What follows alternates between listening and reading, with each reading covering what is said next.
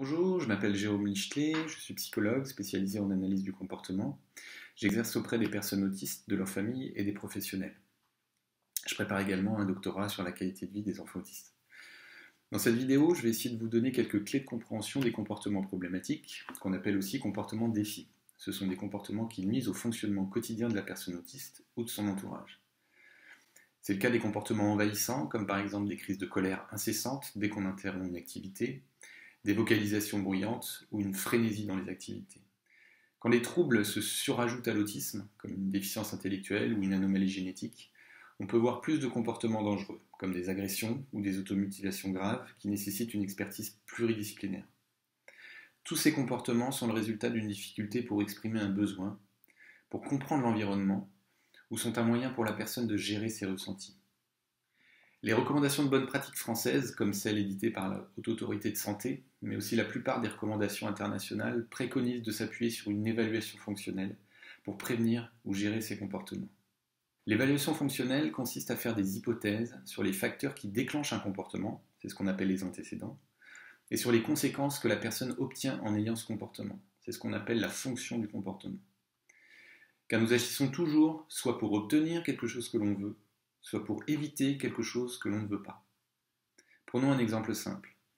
Si mon enfant crie pour que je lui lise une énième histoire avant d'aller se coucher, c'est peut-être parce qu'il adore ce livre et que crier est à cet instant son seul moyen de me le demander.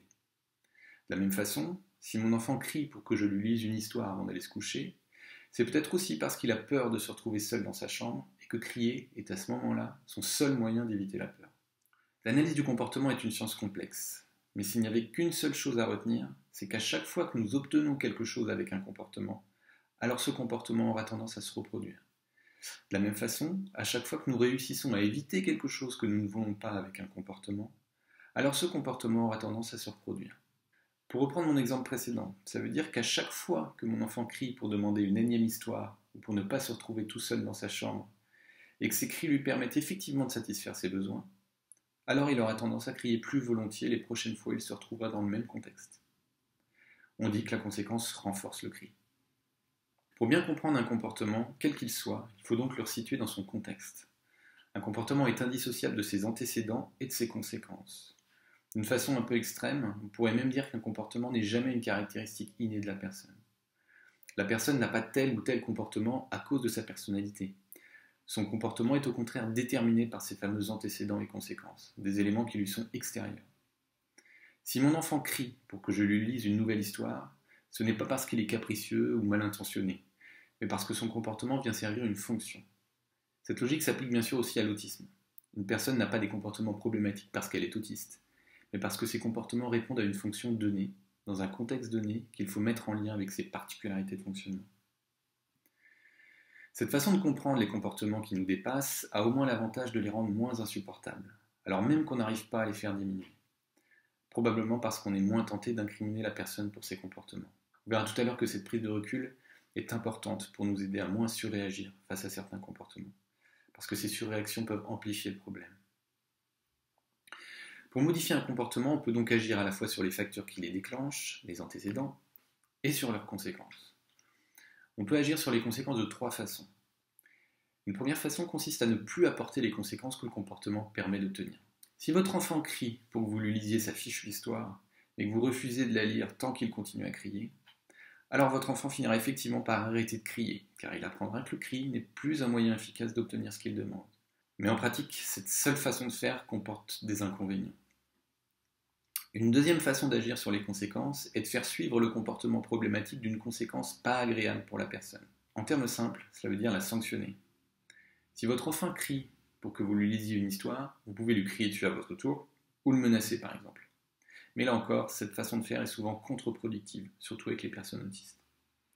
Une troisième façon d'agir sur les conséquences consiste à répondre aux besoins de la personne, mais en s'arrangeant pour qu'elle communique ce besoin autrement. Par exemple, si vous pressentez que votre enfant va vouloir que vous lui lisiez une autre histoire, aidez-le à vous le demander autrement qu'en criant, en le guidant pour qu'il vous montre le livre du doigt par exemple. À ce moment-là, il est important qu'en pointant le livre, votre enfant puisse effectivement obtenir de vous que vous lui lisiez une autre histoire, parce que ce nouveau comportement sera alors renforcé et aura plus de chances de se reproduire. Cette troisième façon d'agir sur les conséquences est celle qui est actuellement recommandée par la Haute Autorité de Santé pour la gestion des comportements problématiques.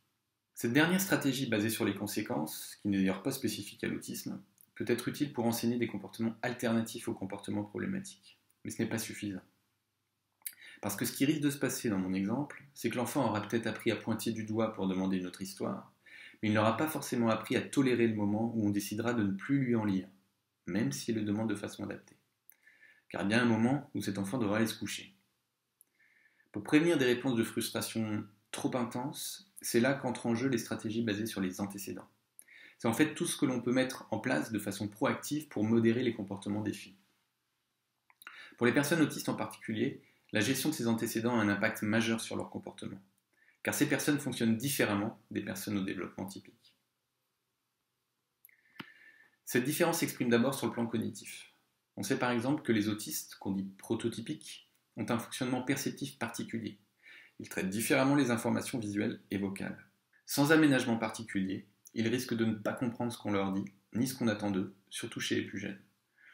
Une partie des comportements problématiques des enfants autistes est liée au stress généré par cette incompréhension. Mais ce qu'on ne peut pas leur dire, on peut le leur montrer. En mettant en lien les événements de leur quotidien avec des indices visuels, on met ainsi à profit leurs particularités de perception pour rendre leur environnement cohérent. Cette structuration peut aussi être matérialisée par des rituels que l'enfant pourra anticiper. Au final, cette prévisibilité pourra amener l'enfant à communiquer ses besoins.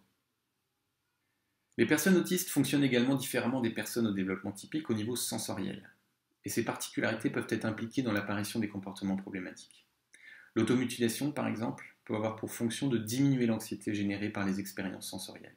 Les profils sensoriels sont très différents d'une personne autiste à l'autre et peuvent impliquer plusieurs modalités, comme le toucher, l'auditif, le goût ou les sensations de douleur. Connaître les profils sensoriels individuels et aménager l'environnement en conséquence, en limitant les surcharges sensorielles par exemple, peut donc aider à prévenir l'apparition de comportements problématiques. Enfin, une caractéristique importante très souvent présente chez les personnes autistes, c'est un attachement fort à leurs intérêts. Même si ces intérêts sont parfois envahissants et peuvent être un frein au fonctionnement de la personne, ils sont aussi un facteur de compétence. Si l'accès aux intérêts est cadré et prévisible, ils nourrissent l'intelligence de la personne autiste et contribuent à sa qualité de vie. Ces intérêts sont aussi un moyen de valoriser la personne, d'interagir avec elle dans un contexte émotionnel positif. Cette reconnaissance des intérêts contribue à améliorer l'estime que la personne a d'elle-même et lui offre des ressources pour mieux gérer les exigences de son environnement. D'autres antécédents peuvent aussi contribuer à l'apparition de comportements problématiques, comme le manque de sommeil, la prise de certains médicaments, l'état de santé ou les douleurs par exemple.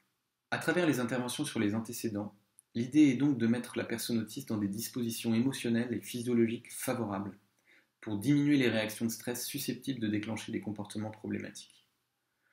Intervenir sur les antécédents consiste en quelque sorte à fabriquer un socle préventif de ces comportements en lien avec les particularités de fonctionnement des personnes autistes. Enfin, je voudrais évoquer un dernier facteur d'influence des comportements problématiques. C'est la manière dont nous, professionnels ou parents, réagissons à nos propres émotions quand on est confronté à ces comportements. Quand on est témoin d'un comportement problématique, ça suscite en nous des réactions émotionnelles souvent intenses. Sans même parler des comportements problématiques, il peut être aussi très déstabilisant de faire face au fonctionnement des personnes autistes, un fonctionnement qui nous est radicalement étranger. Ces émotions sont tout à fait légitimes, et il est parfaitement normal d'être tenté d'y réagir en ayant des comportements d'agacement, voire de rejet. Ces réactions peuvent générer des comportements problématiques et ne permettent pas de modifier certains comportements autistiques, comme les stéréotypies non envahissantes qui ne nuisent pas au bien-être de la personne et qu'on ne peut de toute façon pas changer. Au contraire, mieux comprendre le point de vue des personnes autistes, lâcher prise sur certaines de nos attentes ou prioriser nos exigences peut avoir un impact positif. Cette flexibilité face à nos émotions ou nos a priori, ce changement de posture, est une des choses les plus difficiles qui soient. C'est peut-être pour ça que les programmes de guidance parentale les plus bénéfiques actuellement intègrent des stratégies de gestion émotionnelle, comme l'acceptation. Je vous remercie d'avoir visionné cette vidéo et j'espère qu'elle vous sera utile.